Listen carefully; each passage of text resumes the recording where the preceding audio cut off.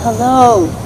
Today we're in beautiful nature because we will discuss the importance of nature and green for us, for the earth, of course, for our own well-being, for our psychology.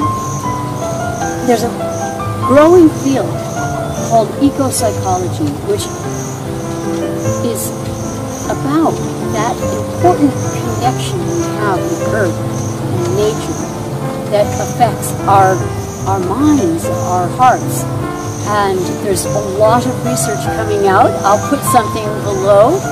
So I wanted to introduce you to this idea and the importance of it. So please get out in nature, even if it's for a few minutes, just even 10 minutes a day, to find something green.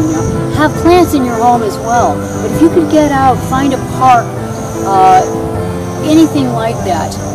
Start planting your own food even if you have a little plot, or if you live in a city, you can have a planter somehow on the roof or on the windowsill.